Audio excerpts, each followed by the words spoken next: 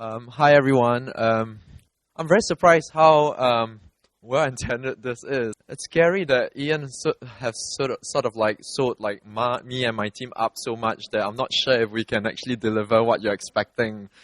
Because I wish I know the secrets to making a great film, but I don't know. I wish I knew how to make a feature film. I've made one. I'm not sure if I can make another good second film. I'll try. But I think I see this more as a sharing. I can only share what I know. The whole journey of this film and where it all started. So, I'm a filmmaker, so I tell stories using pictures. So very much, you won't be reading a lot. You'll be looking at pictures. I think I do that best. So I'm going to start with the genesis of the whole thing. It really started in 2010. I've just completed, hi Paul, two-year masters in film directing at the National Film School and at the UK in the UK. And at a point of time, a lot of people are saying, "Oh yeah, maybe you should try and make your first feature." Even my agent was trying to see if I could try and make a low-budget first feature in the UK.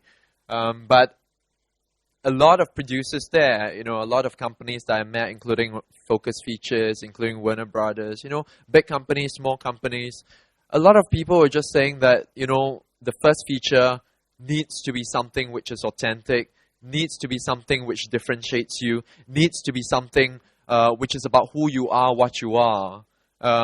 We don't want to see another director emerging that's just a run-of-the-mill director. You want to feel something which is authentic. You want to feel that this person is credible, that there's real integrity there. I made a decision to come back home quite soon, actually, upon graduation. I came back and I started to think about what that first feature would be. I have no idea, I have no complete idea what that would be. I knew that I'm going to make a film in Singapore. I knew that it's going to be something I know about, something that's personal. A lot of times when you're searching for something else searches for you. I think in Singapore we spend most of our lives growing up, chasing grades, chasing career, becoming adults, doing adult stuff, that we sort of bury our childhood away. At some point of your life, childhood actually comes back and haunts you. And for me, that was 3 years ago in 2010, when all these vignettes and moments and memories of me growing up actually came back flooding into my head. And I remembered one person. I remembered our Filipino helper. She was with us for 8 years. She came to work in our household when I was 4. She left when I was 12. Her name is Teresa, and we call her Auntie Terry. So, I don't really remember all the events that happened, but I remember one moment. One moment when I was 12, we were at the airport, at Changi Airport. She was going to leave for the Philippines, forever, to return home. And I was 12, I wasn't like a small kid. I was quite a big boy, going on to secondary school quite soon. But I was just crying and crying and crying, and it was so painful, and that memory just hit me. It really started with one piece of emotion. It's this emotion, this connection I had with this lady.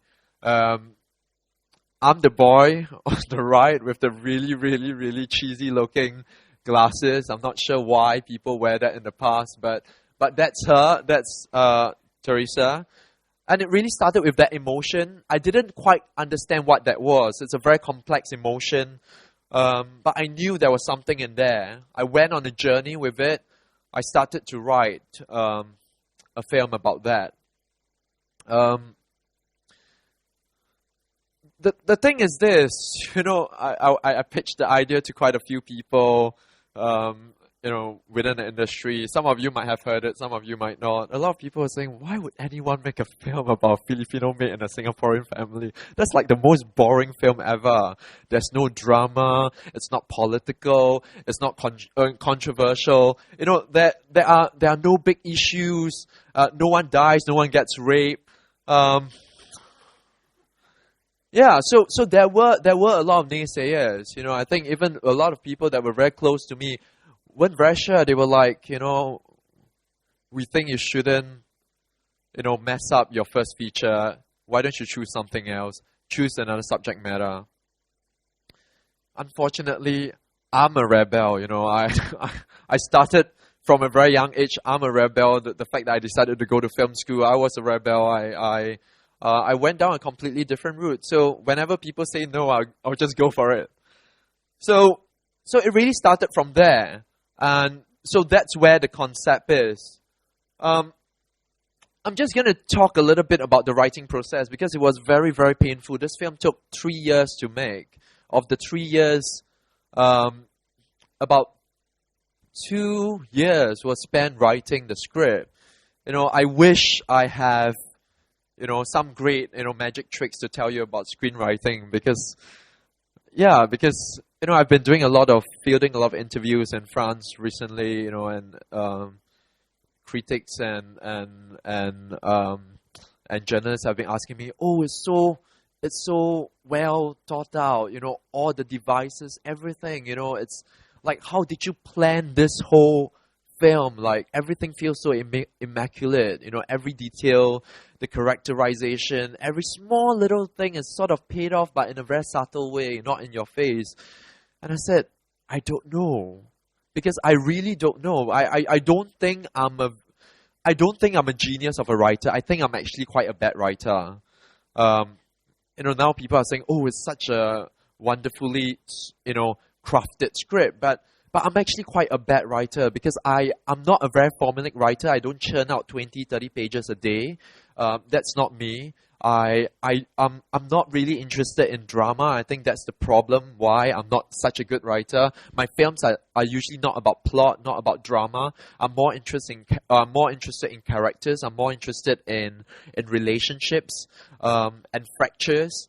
So it's not just about turning points that I'm concerned with. It's not about dramatic arcs and shifts that I'm concerned with.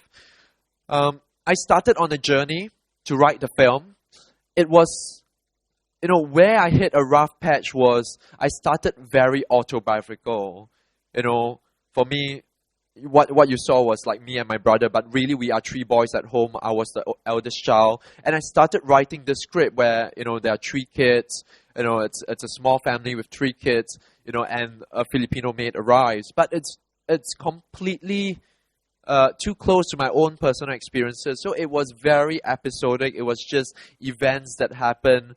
And for a long time, some of you might have read a very, very early draft of the script, and you guys weren't impressed. I myself weren't impressed. Something wasn't quite working there. And it only, I think what was interesting is this.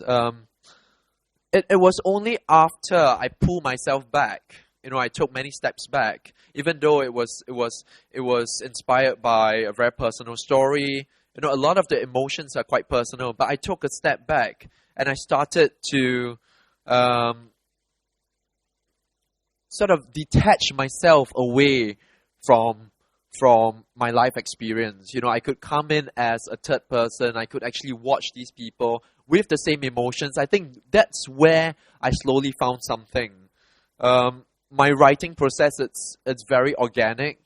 I don't think I'll just write, and sometimes it's about where the character brings me. It's not so much of me. Usually I know the start, usually I know the end, I don't know what happens in the middle, and I have to go on a journey with the characters. I think cinema is about your gaze, is about your perspective of the world, and really it's about how I see things. And I do see things in a, I think everyone see things in a different way, but I'm interested in the small little details, the nuances between people, the small little things and connections between people, whether is it jealousy, whether is it, betrayal, stuff like that. I'm interested in all the small little things, and I see things, I see things on the bus, I see things on the MRT, and all that details actually go into the script. What was very beneficial during the process was this, because I feel that I'm a very organic writer, that it's about different things, bouncing off me, whether is it real people, whether is it actors, whether is it situations that I see, photographs that I see. What was interesting is that we started the casting process quite early on, even as I was in between drafts. I should talk about the casting process later, but we started the casting process very, very early on, and it's because I've seen different actors. It's because I had a feel of certain people that my script evolved as well. The moment I casted Chen Tianwen as the father and You Yan Yan as the mother, there were things, that I tweaked. There were things, I would talk a little bit more about that later, that I would tweak. There are things where I would sort of slowly sort of craft and shape around what they have, around what they can give. I think that was interesting for me. The script really only took form, I feel, as in the final form, which is what you see on screen, minus 3 scenes that we cut off. Probably a month before the shoot. I think it's very interesting. I'll share with you later on how some of the events that happened along the way actually changed how the script has actually evolved. Through my casting process, I was looking for 3 kids. I couldn't find 3 kids. We saw 8,000 children. I couldn't find 3 kids that I thought were brilliant. I found 1. So I could only, rejig and reshape the script around 1 boy. And all of a sudden, something else happened. It flowed better more. It was more central on and more focused on certain characters. It didn't meander so much, when I decided to do that. I've come to a point where, I think you spend a long time looking for a film, but most of the time it's actually the film that comes looking for you.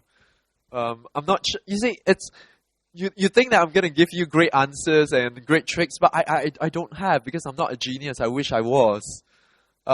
It's a very, very organic process. I'll just talk about, through the other parts of the process.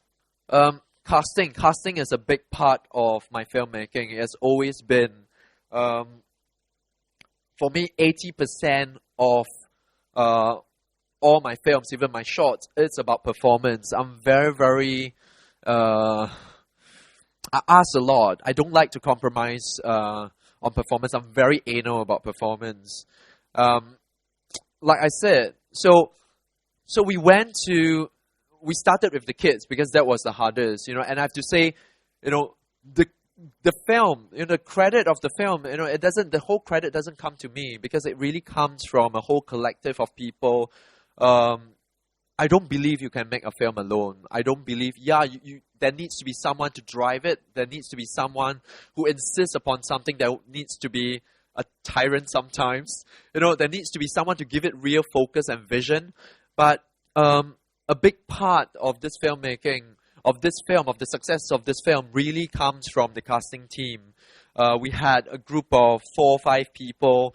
We started with the kids. We went to 17 to 21 primary schools. We saw 8,000 over children. Different schools gave us different process. Some schools were like, oh, you're only allowed to look at students in certain clubs or certain societies. Some schools we could just catch students during recess time after school. Some schools I could go into every class and you stand up, all the boys stand up, all the girls sit down, and I could just pick them out and then just plug them out. So different schools had given us different rules, but altogether we saw about 8,000 children. We formally auditioned 2,000 of them. Of the 2,000 of them, only 150 made it. I shortlisted 150 into workshops. And we did workshops. I was doing 6 months worth of workshops every Saturday, every Sunday. every Saturday 9 hours, every Sunday 9 hours. We split them into 3 groups, 3 hours each. Each group we would have probably 20 to 30 students. They would come back on a Saturday morning and then maybe come back on a Sunday again. So it was very, very rigorous. It was very, very intensive, and I think not a lot of people want to make films that way, because it really, really just wears you away. It's you know what, making films with kids, you sometimes you feel like you might have a heart attack, very soon. Sometimes you feel like you might lose, you might feel like half of your life is already spent, because they really wear you out, because you need to be on a high all the time, and it's just really difficult. Imagine doing this every weekend for 6 months, 9 hours on Saturday, 9 hours on Sunday. So we went through this. So what did we do? I think what was interesting about the casting process, I've worked with kids before in Singapore, but I think when I was making my graduation film in the UK, I was working with a brilliant casting director that had a lot of experience working with kids. So I learned a lot of tricks about conducting workshops, spotting kids, not wasting time. Unfortunately, you might think that, we sort of learn ways such that you don't hurt, the feelings of the kid, but at the same time, you can't spend like 20 minutes on someone that doesn't work, right? So it's about things like that. We'll do role-playing exercises. We'll start with playing games. And then I'll use nothing from the script. So there's no script reading. They don't read scripts. But basically, I would take certain personality or certain character traits that the kid possessed in the film, and I would I'll come up with new scenes and new scenarios, and I would just throw them in. Okay, you are the older brother, you are the younger brother, you have to tell him to do this, or you have to steal this for him. So you start to see what I was looking for is a kid that was not so self-conscious of himself, because a lot of Singapore kids, they are very, very self-conscious. I find that the better the schools, the worse the kids. Unfortunately, that's the truth. I won't tell you what schools.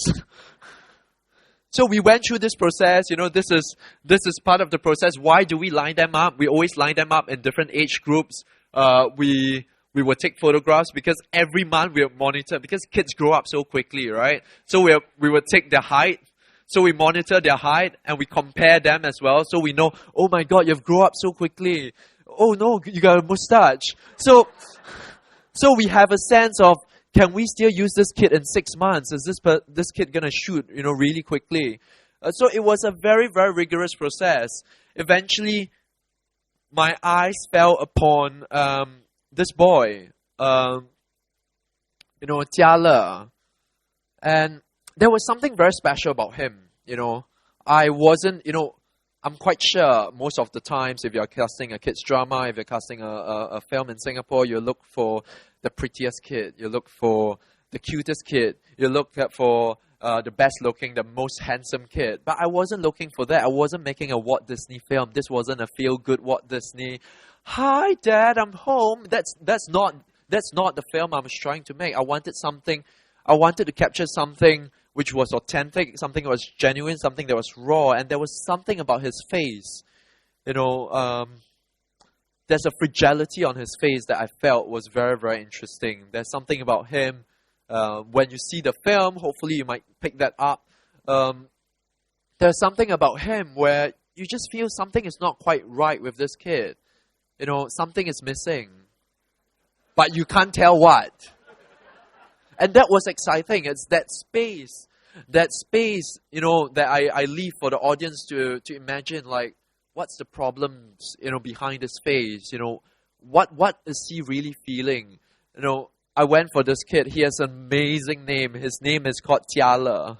Originally on the script, the character wasn't called Jia Le, but I decided to title the character after his name, because the film is about an unhappy family, and his name is Jia is home, family. Le is happy. So basically his name means happy family. So I thought, oh great, that makes such great contrast.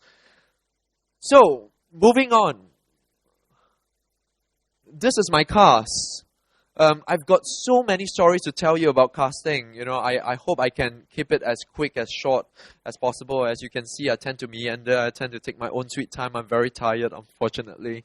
Yo Yan Yan. This was very interesting because in this film, I wanted to capture something that was genuine. I wanted to capture something that's authentic. I didn't want to cast a star. I didn't want to cast an actor. What I wanted to cast was a family, real, someone that really had a fatherly quality, someone that really had a motherly quality. At the start, I didn't want Yo Yan Yan. I think, everyone was saying, oh yes, we should try her.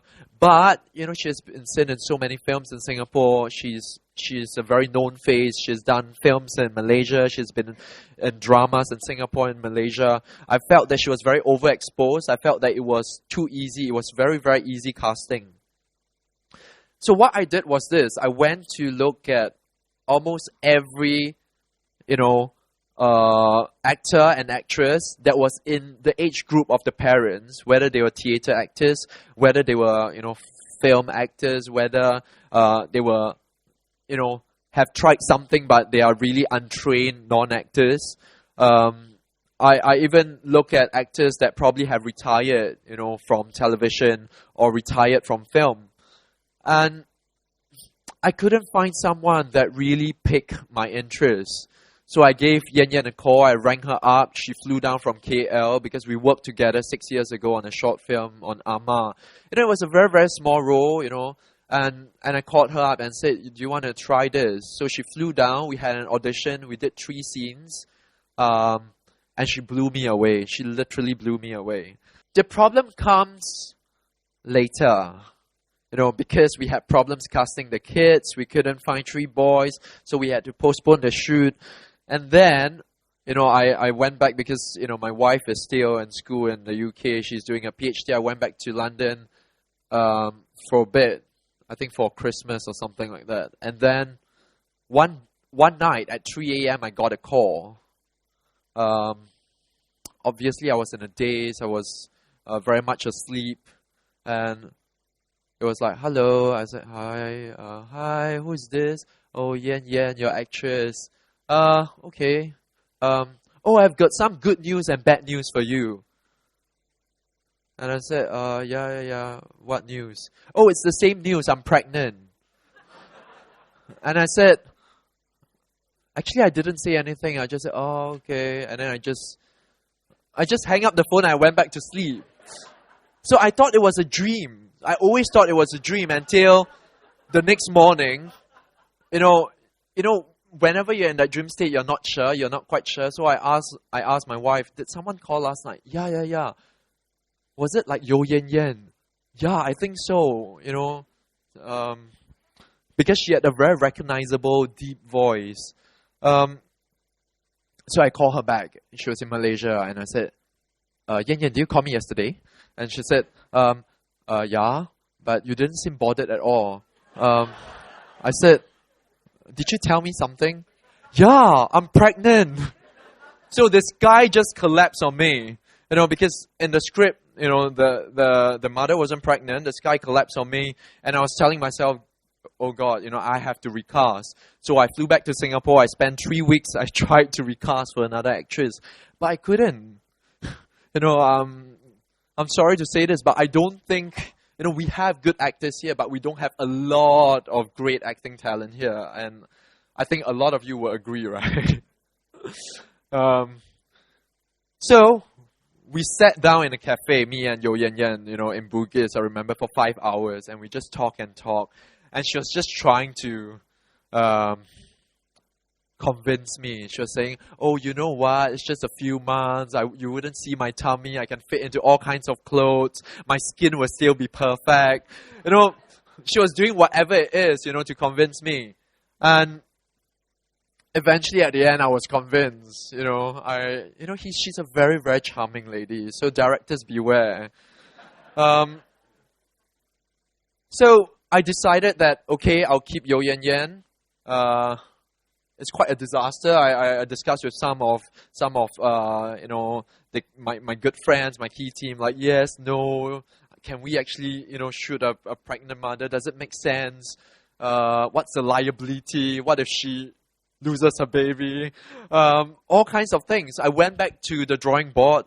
I rewrote the entire script, which is why I said a lot of times, my script is sort of evolves and takes shapes because of something else that happens, and actually it made the script much stronger. I rewrote the entire script. Most of the scenes are intact, but instead of an ordinary mother, she became a pregnant mother, quite heavily pregnant as well, and that changed her dynamics with the other characters as well, which was great. So when she was making this film, Yo Yan Yan was 6 months pregnant. It wasn't funny at all. It was quite tough. But it worked, and you'll see why it's very special. Check out the ending of the film. There's a surprise. The same for Chen Tianwen. I did that. I was looking for a father. I went about looking at different actors, and there was something about him. He had a very universal Asian, universal Chinese sort of fatherly quality. The surprising thing is this: at that time when I casted him, he wasn't married and he didn't have kids, but he had this fatherly quality. So I casted him. It was not easy to work with because when you are in television, especially Singapore television for 25 years, you learn a lot of bad habits. So I'm just being frank. You guys agree, right? Yeah, so a lot of times it was me, just stripping whatever he was learning. I was getting him to unlearn everything that he thought, acting was.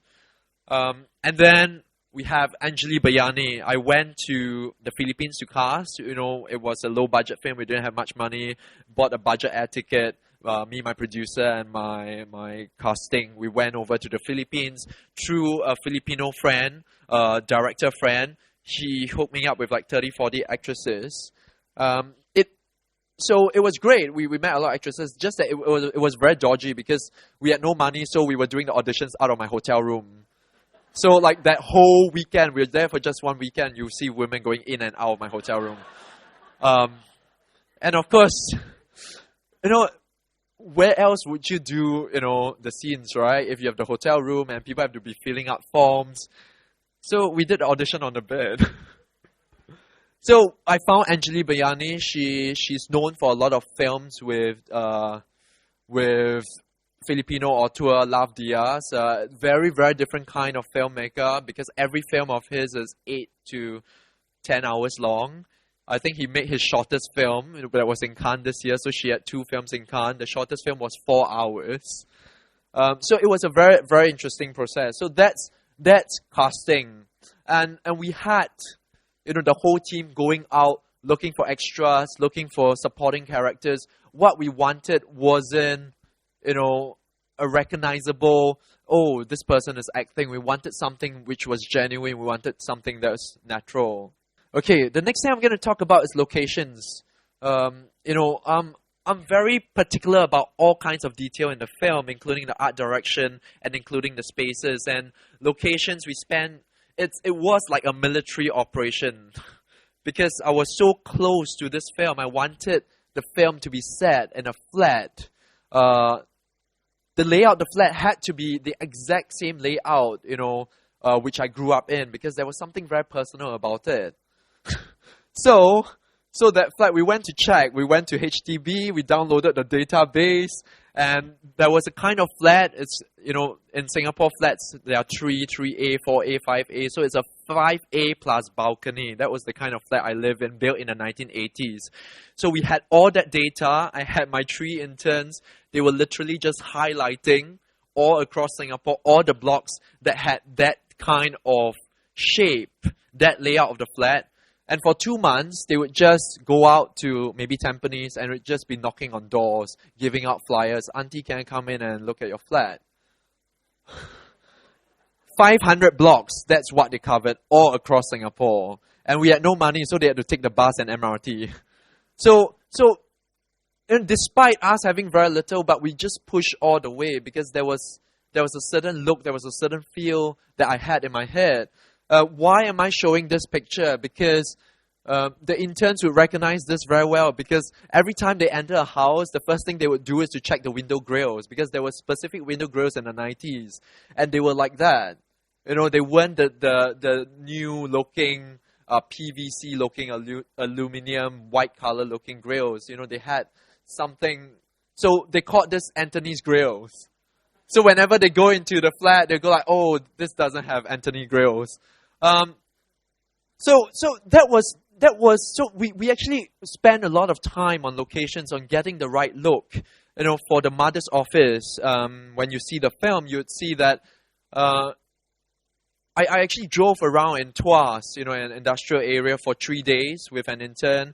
I knocked on a lot of factories, knocked on a lot of offices, got chased by a lot of security guards, chased by a lot of receptionists. Singaporeans are very unfriendly, I'm sorry. Yeah, before I found this dream place that was really stuck in time, you know, that really felt like the office that my mother used to work in. Of course, the computers were not right. So, you know, I got the art department to bring in, you know, old CPU computers.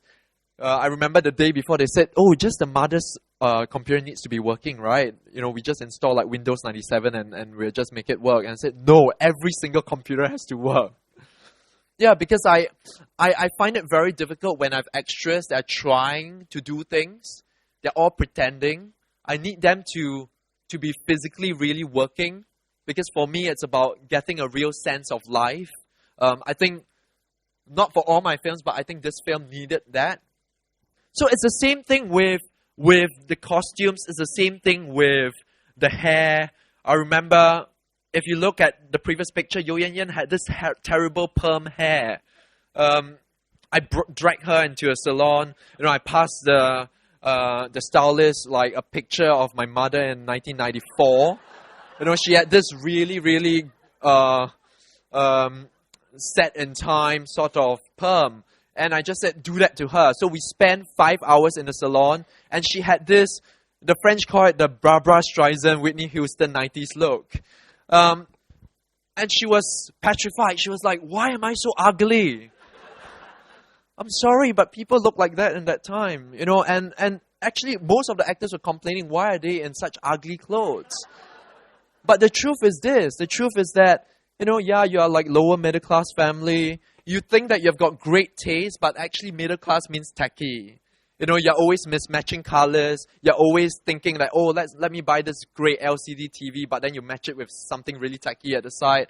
We know, walk into most of our flats, you know what is middle class tacky. We try to be atas, you know, we try and make it look great, but no, and I wanted to capture that flavor. So down to the props, down to the textures, the sofa covers. We remade sofa covers. We had to get curtains from Malaysia because we couldn't find fabric anymore in Singapore that had that texture. So it was very intense. It was very, you can call it obsessive compulsive. Maybe I am obsessive compulsive, but that's the process, and that's just pre-production. So going into the production, I'll just share a few things because I've got people waving at me behind. It was a difficult film to make. It was a difficult film to make because I didn't want to let go of performance, and we made a decision. Benoit will talk more about it, to shoot the entire film handheld. So it was, every, you know, even though it was handheld, I didn't want it to be just a dogma film where the camera doesn't know what is going on. I wanted all the shots to be still very precise. So the actors had to hit proper marks. The lighting has to be right. So it was quite difficult, and I had a lot of rules for them as well. They were not allowed to change any line on my script. You know, a lot of people see the film and think, oh yeah, it's everything improvised. It just feels improvised. Nothing is improvised. Every line, every word, you can't change it. I scream at Chen Tianwen when, 不要改变我的台词. Yeah, I'll tell him, like, don't you dare, you know, change my lines. Because there was a certain sort of nuance that I was looking for. There was a certain prose, you know, how it flowed, that I didn't want to give up on that. But I needed them to be saying my lines, but they had to be completely natural because I didn't want the film to feel scripted. I didn't want the film to feel written. So basically, I was doing two things. On one side, I was insisting on control and precision. On the other side, I was just stripping away everything that we were trying to do. So they had to hit their lines, they had to hit their marks, but at the same time, they had to strip away all forms of action, all forms of trying to perform. It's a very, very weird irony. It's very hard for me to explain that. What else can I say about production, Benoit? I don't know. Maybe I should pass the mic on because I've overrun my time. And I can share much more later. I tend to talk too much. Maybe I should say that this film actually broke my record as well for the number of takes. 18 takes. In fact, I think we did about 4 to 6 takes on average for each shot. It's because of that process that I had of wanting them to be precise, but at the same time I was stripping away. When they felt like they were too forceful, they were trying to perform. I just had to tire them out and wear them down until they were just so fragile, and that was what I wanted to capture. I'll end it here because I think Benoit has got much more to share on cinematography, and then I'll move on and say more later.